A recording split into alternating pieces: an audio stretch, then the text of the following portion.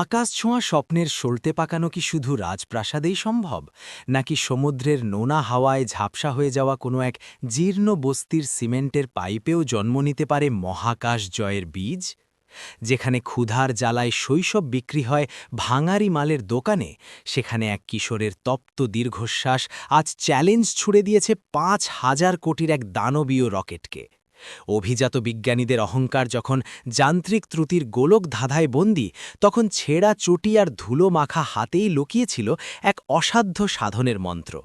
এটি কেবল একটি রকেট উৎক্ষেপণের গল্প নয়, এটি এক অবহেলিত মেধার অদম্য লড়াইয়ের উপাখ্যান, যেখানে রাস্তার ধুলোবালি থেকে উঠে আসা এক ধ্রুবতারা বদলে দিতে চলেছে আস্ত একটি জাতির ভাগ্য। তোর কি ক্ষমতা আছে এই মহাকাশযান মেরামত করার? তুই কি উপলব্ধি করতে পারছিস যে এই যানটির মূল্য ৫,০০০ কোটি টাকা?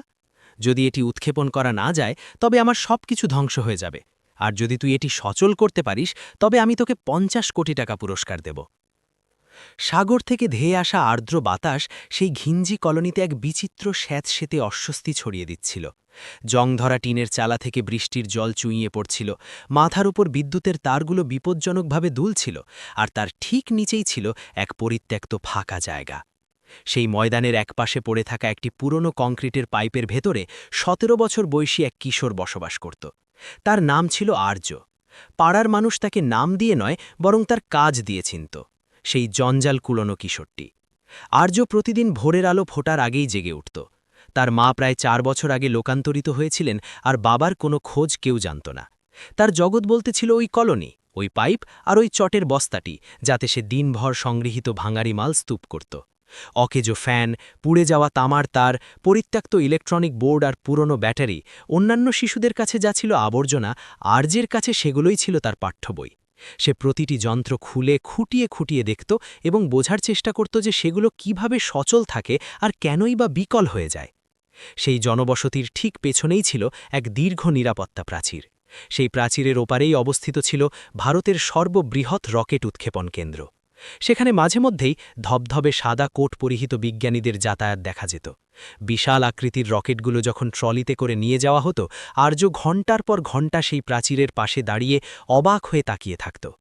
সে রকেটের কারিগরি নাম জানত না ঠিকই, কিন্তু এটুকু অনুভব করত যে যখন মাটি কেঁপে ওঠে আর আকাশ গর্জন শোনা যায়, তখন অসাধারণ কিছু একটা অসীমের পথে যাত্রা করছে। সেদিনের পরিবেশ ছিল একদমই ভিন্ন। সকাল থেকেই আকাশে হেলিকপ্টারের আনাগোনা ছিল, আর নিরাপত্তা ব্যবস্থা ছিল অত্যন্ত কঠোর। কলোনির মানুষের মুখে মুখে ফিরছিল যে আজ খুব দামি এক কৃত্রিম উপগ্রহ মহাকাশে পাঠানো হবে। কেউ কেউ বলছিল সেটির মূল্য ৫,০০০ কোটি টাকা। আর্য টাকার প্রকৃত অঙ্কটা বুঝতে না পারলেও এটুকু তার মাথায় ছিল যে ৫,০০০ কোটি মানে অগাধ সম্পদ। সে বরাবরের মতো আবর্জনা সংগ্রহ করতে করতে লঞ্চিং স্টেশনের পেছনের ডাম্পিং গ্রাউন্ডের কাছাকাছি পৌঁছে গেল। সেখানে প্রায়ই পুরনো যন্ত্রাংশ ফেলে দেওয়া হতো। আজ সেখানে বিশাল এক জঞ্জালের স্তূপ জমেছিল। আর্যের দুচোখ খুশিতে উজ্জ্বল হয়ে উঠল। সে তার বস্তাটি খুলে সরঞ্জামগুলো বাছতে শুরু করল। হঠাৎ করে তার দৃষ্টি গিয়ে পড়ল একটি দগ্ধ কন্ট্রোল মডিউলের ওপর। ওটি আংশিক ভাঙা হলেও ভেতরের বৈদ্যুতিক পথগুলো স্পষ্ট বোঝা যাচ্ছিল। আর্য ওটা হাতে তুলে নিল, ধুলো ঝাড়ল এবং সেখানেই বসে পরীক্ষা করতে শুরু করল। তার আঙুলগুলো আপন খেয়ালে সার্কিটের গতিপথ খুঁজতে লাগল। কোন অংশটি কার সাথে যুক্ত ছিল আর কোন সংযোগটি বিচ্ছিন্ন হয়েছে। ঠিক সেই মুহূর্তে মাটির নিচ থেকে এক মৃদু স্পন্দন অনুভূত হল। এরপর দ্বিতীয়বার এবং পুনরায় তৃতীয়বার। আর্য চমকে গেল। লঞ্চ হতে তো এখনও অনেক দেরি, সে মনে মনে বলল। সে এ সম্পর্কে নিশ্চিত ছিল, কারণ বিগত কয়েকটি উৎক্ষেপণের সময় সেই বিশেষ নিয়মটি লক্ষ্য করেছিল। এই নির্দিষ্ট স্পন্দন উৎক্ষেপণের ঠিক আগ মুহূর্তে হওয়ার কথা নয়। সে তার কান সেই পাঁচিলের দিকে পাতল। ভিতর থেকে তীব্র চিৎকার আর শোরগোল শোনা যাচ্ছিল। দ্রুত পদচালনা, উচ্চ কণ্ঠ আর বিপদ সংকেতের তীক্ষ্ণ আওয়াজ আসছিল। আর্য বুঝতে পারল কোনো বড় ধরনের গোলমাল হয়েছে। সে পুনরায় কন্ট্রোল মডিউলের দিকে মনোনিবেশ করল। হঠাৎই সে সার্কিটের ভেতরে এক অদ্ভুত অসঙ্গতি দেখতে পেল। এক জায়গায় বিদ্যুতের প্রবাহ সম্পূর্ণ বিপরীত দিকে ধাবিত হচ্ছিল, যেন কেউ ইচ্ছাকৃতভাবে তার পথ পরিবর্তন করে দিয়েছে। তার শ্বাসপ্রশ্বাস দ্রুত হতে শুরু করল। যদি এখানে বিদ্যুৎ উল্টো পথে প্রবাহিত হয়, তবে পুরো নিয়ন্ত্রণ ব্যবস্থা সুরক্ষার খাতিরে অচল হয়ে যাবে এবং উৎক্ষেপণ থমকে যাবে। সে মাথা উঁচু করে প্রাচীরের ওপারে তাকাল। সেখানে সেই বিশাল রকেটটি শান্তভাবে দাঁড়িয়েছিল, যেন কোনো চূড়ান্ত সিদ্ধান্তের অপেক্ষা করছে। আর্য জানত না যে এটি কেবল একটি যান্ত্রিক ত্রুটি ছিল। সে কল্পনাও করতে পারেনি যে পরবর্তী কয়েক ঘণ্টায় গোটা জাতির ভাগ্য এই উৎক্ষেপণের ওপর নির্ভর করবে। আর সবথেকে বিস্ময়কর বিষয় হল, সে নিজেও বুঝতে পারেনি যে আবর্জনা কুড়াতে কুড়াতে সে এমন এক সন্ধিক্ষণে পৌঁছেছে যেখানে ৫,০০০ কোটির স্বপ্ন নির্ধারিত হবে। তবে একটি বিষয় সে পরিষ্কার অনুধাবন করতে পারল, যে কিছু একটা ভুল হচ্ছে, এবং যদি এখনই সংশোধন করা না হয় তবে মহাবিপর্যয় নেমে আসবে। এখান থেকেই সেই অসামান্য গল্পের সূত্রপাত হল, যেখানে এক জঞ্জাল কুড়ানো কিশোর ইতিহাসের সবথেকে ব্যয়বহুল রকেটের মুখোমুখি হতে চলেছিল। লঞ্চিং সেন্টারের ভেতরে কন্ট্রোল রুম তখন এক উত্তাল রণক্ষেত্রে পরিণত হয়েছিল। দেয়াল জুড়ে থাকা বড় বড় স্ক্রিনগুলো লাল এবং হলুদ সতর্কবার্তায় ছেয়ে গিয়েছিল। বিপ বিপ শব্দে অ্যালার্ম বেজেই যাচ্ছিল, যা উপস্থিত সবার স্নায়ুর উপর চাপ সৃষ্টি করছিল। মিশন ডিরেক্টর ভাস্কর রায় নিজের আসন ছেড়ে উঠে দাঁড়িয়েছিলেন। তার কপালে স্পষ্ট ঘামের বিন্দু ফুটে উঠেছিল। এটি নিয়ে তৃতীয়বার এমন হল। তিনি ক্রোধ ও উৎকণ্ঠার সাথে গর্জে উঠলেন। লঞ্চ সিকোয়েন্স কেন স্বয়ংক্রিয়ভাবে সেফটি মোডে চলে যাচ্ছে? এক তরুণ প্রযুক্তিবিদ ভীত কণ্ঠে জবাব দিলেন, স্যার, জ্বালানি কিংবা থ্রাস্ট সবই স্বাভাবিক। সমস্যাটি ইলেকট্রনিক কন্ট্রোল ইউনিটে, কিন্তু মূল সিস্টেম সেটি সমাপ্ত করতে অক্ষম হচ্ছে। এই রকেটটি কোনো সাধারণ যন্ত্র ছিল না। ৫,০০০ কোটি টাকা, ৬ বছরের অক্লান্ত পরিশ্রম, ৩টি দেশের সম্মিলিত প্রয়াস এবং সারা দেশের কোটি কোটি মানুষের আশা এর সাথে যুক্ত ছিল। ভাস্কর রায় তার হাতের ঘড়িটির দিকে তাকালেন। উৎক্ষেপণে আর মাত্র ৯০ মিনিট অবশিষ্ট ছিল। যদি আগামী ৩০ মিনিটের মধ্যেই যান্ত্রিক গোলমাল চিহ্নিত না করা যায়, তিনি গম্ভীর গলায় ঘোষণা করলেন, তবে মিশনটি বাতিল করতে হবে এবং পরবর্তী সুযোগ মিলবে অন্তত ৮ মাস পর। পুরো কক্ষে এক জমাটবদ্ধ নিস্তব্ধতা নেমে এলো। কেউ কোনো কথা বলতে পারছিল না, কিন্তু সবাই জানত এই ব্যর্থতার গভীরতা কতটা। ঠিক সেই সময় স্টেশনের পেছনের গেটের কাছে এক প্রহরী জঞ্জালের স্তূপের কাছে দাঁড়িয়ে থাকা কিশোরটিকে দেখে ধমক দিল, এই ছোকরা, এখানে কি করছিস তুই? আর্য চমকে গিয়ে বলল, আজ্ঞে স্যার, আমি প্রতিদিন এখান থেকেই কুরনো মাল সংগ্রহ করি। প্রহরী তাকে তাড়িয়ে দিতে যাচ্ছিল, ঠিক তখনই ভেতর থেকে এক প্রযুক্তিবিদ হন্তদন্ত হয়ে বেরিয়ে এলেন। তার হাতে ছিল একটি ক্ষতিগ্রস্ত কন্ট্রোল মডিউল। এটি পুরোপুরি অকেজো হয়ে গেছে। সে হাহাকার করে উঠল, আমাদের কাছে থাকা অতিরিক্ত যন্ত্রটিও কাজ করছে না। আর্যের নজর সেই মডিউলটির উপর স্থির হয়ে গেল। তার বুক ধরভর করতে লাগল। স্যার, যদি আপনারা অনুমতি দেন, তবে কি আমি ওটা একবার দেখতে পারি? প্রহরী অট্টহাস্য করে উঠল, ৫,০০০ কোটির রকেট ঠিক করবি তুই? কিন্তু সেই প্রযুক্তিবিদের চোখে মুখে ছিল চরম ক্লান্তি আর পরাজয়ের গ্লানি। তিনি বিরক্ত হয়েই মডিউলটি আর্যের দিকে বাড়িয়ে দিলেন। ঠিক আছে, দেখ, এমনিতেও আর হারানোর কিছু নেই। আর্য মাটিতে উবু হয়ে বসে পড়ল। সে মডিউলটি উন্মোচন করল। তার হাত বিন্দুমাত্র কাঁপছিল না। সে অত্যন্ত মনোযোগের সাথে প্রতিটি রেখা আর সংযোগ পর্যবেক্ষণ করতে শুরু করল। এটি কোনো সাধারণ ত্রুটি নয়, এটি আসলে নকশা বা ডিজাইনের একটি সংঘাত। প্রযুক্তিবিদ অবাক হয়ে বললেন, কি পাগলামি বলছিস এসব? আর্য একটি পুড়ে যাওয়া লাইনের দিকে নির্দেশ করল। এই লাইনটি ব্যাকআপ সিস্টেমের সাথে যুক্ত। যখনই মূল সিস্টেমটি স্থির হয়, এই লাইনটি বিপরীত সংকেত পাঠাতে শুরু করে। ফলে কম্পিউটার মনে করে বিপদ আসন্ন এবং নিজেকে লক করে দেয়। সেই বিশেষজ্ঞের চোখ বিস্ময়ে বড় হয়ে গেল। এটি তো আমাদের কোনো নথিপত্রেই লেখা নেই। আর্য মাথা নিচু করে বিনীতভাবে বলল, কারণ এই ত্রুটি মেশিনের নয়, এটি মানুষের তাড়াহুড়োর ফল। সম্ভবত কেউ দুটো আলাদা সুরক্ষা স্তরকে ভুল করে একসঙ্গে জুড়ে দিয়েছে।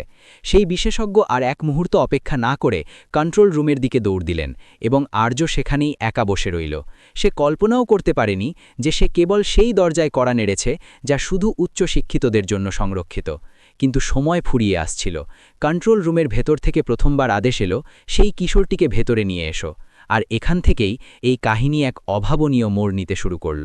আর্যকে যখন কন্ট্রোল রুমের গাম্ভীর্যের মধ্যে নিয়ে আসা হলো, তার মনে হলো সে অন্য কোনো গ্রহে পদার্পণ করেছে। চারদিকে বিচিত্র সব স্ক্রিন, তথ্যের মেলা, জটিল ইংরেজি পরিভাষা আর শত শত জোড়া চোখ তাকে এমনভাবে দেখছিল যেন সে কোনো অনাহুত ভুল। তার মলিন পোশাক, জীর্ণ পাদুকা আর ধুলোমাখা অবয়ব সেই শীতাতপ নিয়ন্ত্রিত কক্ষের চাকচিক্যের সাথে বিন্দুমাত্র মানানসই ছিল না। এই সেই ছেলে? এক বয়োজ্যেষ্ঠ বিজ্ঞানী তাচ্ছিল্যভরে মন্তব্য করলেন। মিশন ডিরেক্টর ভাস্কর রায় হাতের ইশারায় সবাইকে শান্ত হতে বললেন। এই কিশোরটি কন্ট্রোল মডিউলে ব্যাকফ্লো সমস্যার কথা ইঙ্গিত করেছে, তিনি বললেন, এবং এখনও পর্যন্ত আমাদের কোনো উন্নত প্রযুক্তি সেটি ধরতে পারেনি। আর্য নীরবে দাঁড়িয়েছিল। তার ভেতরটা ভয়ে কুঁকড়ে যাচ্ছিল ঠিকই, কিন্তু তার চেয়েও বেশি উদ্বিগ্ন ছিল সে ওই স্ক্রিনটির দিকে তাকিয়ে, যেখানে বারবার মিশন বাতিলের সংকেত আসছিল। তোমার নাম কি? ভাস্কর রায় জিজ্ঞেস করলেন। আর্য, সে অতি মৃদুস্বরে উত্তর দিল। শিক্ষাগত যোগ্যতা? স্কুলে গিয়েছ? না স্যার, সুযোগ হয়নি। কক্ষের কয়েকজন মানুষ মুখ টিপে হাসলেন। এক ইঞ্জিনিয়ার প্রশ্ন করলেন, তবে তুমি কি করে দাবি করছো যে এটি নকশার ভুল? আর্য প্রথমবারের মতো সাহস সঞ্চয় করে সবার চোখের দিকে তাকাল। কারণ স্যার, সে ধীর স্থির কণ্ঠে বলল, যখন দুটো শক্তিশালী ইঞ্জিন একটি চাকাকে বিপরীত দিকে টান দেয় তখন চাকাটি ঘোরে না, বরং ভেঙে চুরমার হয়ে যায়। পুরো ঘর যেন পাথরের মতো নিথর হয়ে গেল। ভাস্কর রায় নিজের আসন ছেড়ে এগিয়ে এলেন। তুমি কি বোর্ডে এটি বুঝিয়ে দিতে পারো? আর্য ধীর পায়ে ডিজিটাল বোর্ডের সামনে দাঁড়াল। তার আঙ্গুলগুলো সাবলীলভাবে চলতে শুরু করল। সে অত্যন্ত সহজ একটি রেখাচিত্র অঙ্কন করল। দুটো বক্স, মাঝে একটি দিক নির্দেশক তীর এবং তার সাথে একটি বিপরীতমুখী তীর। এটি হলো প্রধান নিয়ন্ত্রণ ব্যবস্থা, সে ব্যাখ্যা করল, আর এটি হলো অতিরিক্ত সুরক্ষা ব্যবস্থা। আলাদাভাবে দুটোই ঠিক আছে, কিন্তু যেই মুহূর্তে রকেটের গতিবেগ স্থির হয়, অতিরিক্ত ব্যবস্থাটি ভুল করে ধরে নেয় যে সেন্সর বিকল হয়ে গেছে এবং দুর্ঘটনা এড়াতে নিজেকে শাটডাউন করে দেয়। এক অভিজ্ঞ ইঞ্জিনিয়ার সামনে এগিয়ে এলেন। কিন্তু এটি তো ঘটে মাত্র 0.02 সেকেন্ডের জন্য। আর্য সম্মতিসূচক মাথা নেড়ে বলল, রকেটের মতো জটিল যন্ত্রের জন্য ওই সামান্য সময়ই ধ্বংসের জন্য যথেষ্ট। ভাস্কর রায় কাল বিলম্ব না করে আদেশ দিলেন, অবিলম্বে সিমুলেশন চালিয়ে পরীক্ষা করো। দ্রুত গতিতে কিবোর্ড চলতে লাগল। পর্দার ওপর রকেটের মডেলটি ঘুরতে শুরু করল। 10%, 35%, 68%। হঠাৎ করে স্ক্রিন স্থির হয়ে গেল। সেখানে বড় বড় অক্ষরে লেখা উঠল, ত্রুটি শনাক্ত, সংকেত সংঘাত। ঘরের সবাই একযোগে শ্বাস ছাড়লেন। কেউ কেউ উত্তেজনায় চেয়ার আঁকড়ে ধরলেন। ওহ, ও একদম সঠিক ছিল, কেউ একজন আর্তচিৎকার করে উঠলেন। তবে সেই আনন্দ দীর্ঘস্থায়ী হল না। একটি নতুন বিপদবার্তা জ্বলে উঠল। ত্রুটি সংশোধনের জন্য প্রয়োজনীয় সময় 4 ঘণ্টা। ভাস্কর রায়ের মুখমণ্ডল কঠোর হয়ে উঠল। আমাদের হাতে 4 ঘণ্টা সময় নেই, তিনি বললেন। উৎক্ষেপণের সুযোগ মাত্র 40 মিনিটের মধ্যে শেষ হয়ে যাবে। সবার উদ্বিবীয় দৃষ্টি আর্যের ওপর গিয়ে পড়ল। সে কিছু একটা গভীরভাবে ভাবছিল। তারপর বলল, যদি আমরা পুরো ব্যবস্থাটি না বদলে কেবল সিস্টেমকে কিছুটা বিভ্রান্ত করি? সেটি কিভাবে সম্ভব? ভাস্কর রায় জানতে চাইলেন। আর্য পর্দার দিকে ইঙ্গিত করল। যদি ব্যাকআপ সিস্টেমটি টেরই না পায় যে কোনো বিপদ আছে, তবে সে নিজেকে লক করবে না। আমাদের কেবল সংকেতের গতিপথটি বদলে দিতে হবে, সেটি বিচ্ছিন্ন করলে চলবে না। এটি অত্যন্ত ঝুঁকিপূর্ণ, এক বিজ্ঞানী সতর্ক করলেন। যদি পরিকল্পনাটি ব্যর্থ হয়, তবে রকেটটি উৎক্ষেপণ স্থলেই ধ্বংস হয়ে যেতে পারে। আর্য শান্তভাবে পাল্টা প্রশ্ন করল, স্যার, এখন কি রকেটটি ওড়ার কোনো সম্ভাবনা আছে? পুরো ঘরে আবার নিস্তব্ধতা নেমে এলো। ভাস্কর রায় এক দীর্ঘ নিঃশ্বাস ত্যাগ করলেন। এই কাজ করতে কত সময় লাগবে? 10 মিনিট, আর্য উত্তর দিল, যদি আমাকে মেইন ফ্রেমের অ্যাক্সেস দেওয়া হয়। ঘড়ির টিকটিক শব্দ যেন এখন সবার হৃৎস্পন্দনের মতো শোনা যাচ্ছিল। এটি কেবল একটি রকেটের ভাগ্য ছিল না, এটি ছিল বিশ্বাসের পরীক্ষা। প্রশ্নটি এখন আর্যকে তা নিয়ে ছিল না। প্রশ্ন ছিল একটি রাষ্ট্র কি তার স্বপ্নের চাবিকাঠি এক জঞ্জাল কুড়ানো কিশোরের হাতে তুলে দিতে সাহসী হবে। কন্ট্রোল রুমে এখন আর কোনো অনর্থক শব্দ ছিল না, নেই কোনো বাগবিতণ্ডা কিংবা বিদ্রুপ, শুধু ঘড়ি কাঁটার শব্দ আর পর্দায় চলমান ক্ষণগণনা। T-28 minute. ভাস্কর রায় প্রযুক্তি প্রধানের দিকে তাকালেন। ওকে কাজ করার অনুমতি দাও, তিনি আদেশ দিলেন। তবে প্রতিটি পদক্ষেপ যেন পুঙ্খানুপুঙ্খভাবে রেকর্ড করা হয়। কেউ এর বিরোধিতা করার সাহস পেল না। হয়তো সবারই মনে হচ্ছিল যে হারানোর মতো আর কিছুই অবশিষ্ট নেই। আর্যকে একটি প্রধান টার্মিনালের সামনে বসিয়ে দেওয়া হলো। যদিও কিবোর্ডের ব্যবহার তার কাছে নতুন ছিল, কিন্তু এর পেছনের যুক্তিগুলো সে ভালোভাবেই জানত। সে মুহূর্তের জন্য চোখ বন্ধ করল, যেন নিজের মনের ভেতর থাকা জটিল কোনো মানচিত্র মিলিয়ে নিচ্ছে। স্যার, সে বলল, আমার কেবল সিগন্যাল রাউটিংয়ের নিয়মাবলী বা ম্যানুয়ালটি প্রয়োজন। এক ইঞ্জিনিয়ার বিস্ময় নিয়ে প্রশ্ন করলেন, তুমি কি এগুলো পড়তে সক্ষম? আর্য স্মিত হেসে উত্তর দিল, আমি পড়ব না স্যার, আমি শুধু সংকেতগুলো চিনে নেব। একটি ডিজিটাল ফাইল খোলা হলো, যেখানে কোডিংয়ের হাজার হাজার লাইন ছিল। আর্য মাউস স্পর্শ করল না, সে কেবল একাগ্রচিত্তে দেখে যাচ্ছিল। ঠিক এই জায়গায় সে ইশারা করল, এই শর্তটি ভুলভাবে দেওয়া হয়েছে। কিন্তু এটি তো প্রধান সুরক্ষা লক, কেউ একজন বললেন। এটিতে হাত দেওয়া বারণ, এই তো সবকিছু সচল রেখেছে। আর্য পাল্টা যুক্তি দিল, এই ব্যবস্থাটি ধরে নিচ্ছে যে শত্রু বাইরে আছে, অথচ সমস্যাটি ভেতরেই জন্ম নিচ্ছে। T-20 minute. ভাস্কর রায় জানতে চাইলেন, তুমি কি পরিবর্তন করতে চাও? পরিবর্তন নয়, আর্য জানালো, আমাদের শুধু সময়কে ধোঁকা দিতে হবে। সে বিশদভাবে বোঝাল, যদি আমরা অতিরিক্ত সুরক্ষা ব্যবস্থাটিকে 0.03 সেকেন্ড দেরিতে সক্রিয় করি, তবে সে মনে করবে মূল ব্যবস্থাটি এখনও পূর্ণ নিয়ন্ত্রণে আছে এবং কোনো হস্তক্ষেপ করবে না। এক বর্ষিয়ান বিজ্ঞানী মৃদুস্বরে বললেন, এটি তো সিস্টেমের সাথে এক প্রকার প্রতারণা। আর্য মাথা নেড়ে বলল, স্যার, যন্ত্রেরও মাঝে মধ্যে একটু মিথ্যের প্রয়োজন হয়, না হলে সে আতঙ্কে কাজ করা বন্ধ করে দেয়। পুরো কক্ষ নীরব হয়ে রইল। T-24 মিনিটে কোডে পরিবর্তন শুরু হল। প্রতিটি লাইনের সাথে সাথে সবার বুকের ধরফরানি বাড়ছিল। যদি এই পরিকল্পনা ব্যর্থ হয়, এক ইঞ্জিনিয়ার বললেন, তবে রকেটটি উৎক্ষেপণ মঞ্চেই অগ্নিপিণ্ডে পরিণত হতে পারে। আর্য নিজের কাজ না থামানি নিস্পৃহভাবে বলল, পূর্বে না স্যার, কারণ আগুন তখনই ছড়ায় যখন সে বেল হওয়ার পথ পায় না। T-18 মিনিটে পুরো ব্যবস্থাটি পুনরায় সচল করা হল। 1 সেকেন্ড, 2 সেকেন্ড, স্ক্রিনে লেখা ভেসে উঠল, সুরক্ষা মোড স্ট্যান্ড বাই। কারোর চোখের কোণে আনন্দাশ্রু দেখা দিল। কিন্তু যুদ্ধ তখনও শেষ হয়নি। হঠাৎ করে আবহাওয়া দপ্তরের পর্দাটি লাল রঙে ছেয়ে গেল। স্যার, আবহাওয়া বিশেষজ্ঞ উচ্চস্বরে বললেন, বায়ুমণ্ডলের উপরিভাগে বাতাসের গতিবেগ বিপদসীমা অতিক্রম করছে, উইন্ড শিয়ার অত্যন্ত বৃদ্ধি পেয়েছে। ভাস্কর রায় হতাশায় চোখ বন্ধ করলেন। আজ যেন সব প্রতিকূলতা একসাথে জাঁকিয়ে বসেছে। আর্য প্রথমবারের মতো কিছুটা শ্রান্ত দেখাল, কিন্তু তার দৃষ্টি ছিল পর্দার তথ্যের ওপর। স্যার, সে আর্জি জানাল, যদি রকেটটি এখনই মহাকাশে পাড়ি না দেয়, তবে যান্ত্রিক ত্রুটি আবার দেখা দিতে পারে। কিন্তু এই প্রচণ্ড ঝড়ো বাতাস, একে তো নিয়ন্ত্রণ করার সাধ্য আমাদের নেই। আর্য শান্তভাবে বলল, বাতাসকে রোখার দরকার নেই স্যার, ওকে ব্যবহার করতে হবে। ঘরে আবার সেই একই প্রশ্ন ঘুরপাক খেলল, একটি 17 বছরের কিশোরের সাধারণ বোধশক্তি কি 5,000 কোটি টাকার রকেটের আধুনিক বিজ্ঞানের চেয়েও গভীর হতে পারে? T-1 minute. ভাস্কর রায় মাইক্রোফোন হাতে নিলেন। তার কণ্ঠে এখন আর দ্বিধা ছিল না। সকল স্টেশনে ঘোষণা করছি, আমরা উৎক্ষেপণের চূড়ান্ত পর্যায়ে প্রবেশ করছি। আর্য প্রথমবার স্বস্তির এক দীর্ঘশ্বাস নিল, কিন্তু বাইরের আকাশ তখন অন্য এক নাটকীয়তার জন্য প্রস্তুত ছিল। উৎক্ষেপণ মঞ্চের বাইরে বাতাস তখন কেবল প্রবল নয়, রীতিমতো বিধ্বংসী রূপ ধারণ করেছিল। বিশাল মেঘমালা একে অপরের সাথে সংঘর্ষে লিপ্ত ছিল। সমুদ্রের উপরিভাগ সাদা ফেনাই ঢেকে যাচ্ছিল। আবহাওয়ার আডারে লাল এবং কমলা সংকেত ছড়িয়ে পড়ছিল। T-9 minute. উইন্ডশিয়ারের মাত্রা 65 কিলোমিটার প্রতি ঘণ্টা অতিক্রম করে গিয়েছিল। আবহাওয়া আধিকারিকের কণ্ঠস্বর কাঁপছিল, এটি আমাদের রকেটের সহ্যসীমার বাইরে চলে গেছে। কন্ট্রোল রুমে অনেকে হতাশায় মাথা নিচু করে নিলেন। এটিই সেই চূড়ান্ত মুহূর্ত যেখানে অধিকাংশ মহাকাশ অভিযান ব্যর্থতার কবলে পড়ে। ভাস্কর রায় আর্যের দিকে তাকালেন, এখনও কি তোমার কিছু বলার আছে? আর্য জানালার কাছে এগিয়ে গেল।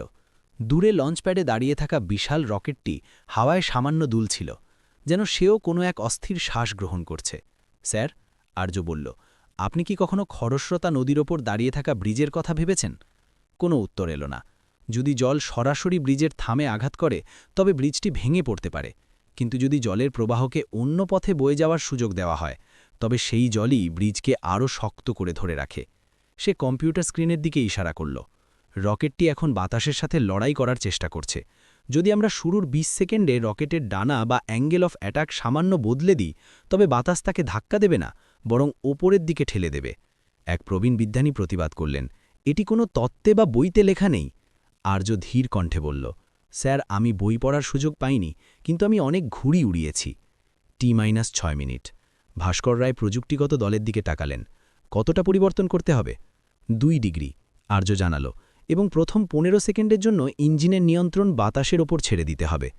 কক্ষে এক গভীর নিস্তব্ধতা বিরাজ করল। যদি এটি ভুল প্রমাণিত হয়, তবে রকেটটি মাঝপথেই লক্ষ্যভ্রষ্ট হতে পারে। আর্য মাথা নেড়ে বলল, আর যদি এটি সঠিক হয়, তবে বাতাসই আমাদের হয়ে কাজ করবে। T-4 minute. ভাস্কর রায় চোখ বন্ধ করে এক মুহূর্ত ভাবলেন, তারপর দৃঢ়ভাবে মাইক্রোফোন তুলে নিলেন। অ্যাঙ্গেল অফ অ্যাটাক 2 ডিগ্রি পরিবর্তন করো, নতুন লঞ্চ প্রোফাইল আপডেট করো। নির্দেশ পালিত হল। পর্দায় নতুন সব গ্রাফ এবং তথ্যের সমাহার ঘটল। T-2 minute. আর্য এখন সম্পূর্ণ নিস্তব্ধ। তার আঙুলগুলো পকেটের ভেতরে এক কাল্পনিক ঘুড়ির সুতো শক্ত করে ধরেছিল। 10, 9, 8। উৎক্ষেপণ মঞ্চ থেকে ধোঁয়ার কুণ্ডলী পাকিয়ে উঠতে লাগল। 5, 4। বাতাসের একটি প্রচণ্ড ঝাপটা রকেটটিকে আঘাত করল। রকেটটি সামান্য কাত হয়ে গেল। 3, 2, 1 পৃথিবী প্রকম্পিত হল। আগুনের লেলিহান শিখা বের হল। রকেটটি মহাকাশের দিকে যাত্রা শুরু করল। প্রথম 5 সেকেন্ড মনে হল সে বাতাসের সাথে এক ভয়াবহ যুদ্ধে লিপ্ত। তারপর হঠাৎ করেই যেন সে সঠিক ছন্দ খুঁজে পেল। রকেটটি সোজা হতে শুরু করল এবং বাতাস তার ইঞ্জিনের নিচ দিয়ে বয়ে যেতে লাগল। এটি স্থিতিশীল হয়ে গেছে, কেউ একজন উল্লাসে চিৎকার করে উঠলেন। ম্যাক্স কিউ অতিক্রম করার সাথে সাথে পর্দাগুলো সবুজ সংকেতে ভরে উঠল। আর্য চোখ বন্ধ করে এক পরম শান্তি অনুভব করল। প্রথম স্তর সফলভাবে বিচ্ছিন্ন হয়েছে। কোনো তালি বাজল না, কেউ চিৎকার করল না, সবাই কেবল মন্ত্রমুগ্ধের মতো পর্দার দিকে চেয়ে রইল। কারণ এটিই ছিল সেই মুহূর্ত যেখানে মানুষের কল্পনার অতীত আজ বাস্তব রূপ ধারণ করছিল। প্রিয় বন্ধুরা, গল্পটি ভালো লাগলে লাইক, কমেন্ট, শেয়ার করে দাও এবং আরও আকর্ষণীয় নতুন নতুন ভিডিও পেতে আমাদের চ্যানেল মুস্কান ভয়েসকে সাবস্ক্রাইব করে দাও। দেখা হবে পরে ভিডিওতে। ধন্যবাদ সবাইকে।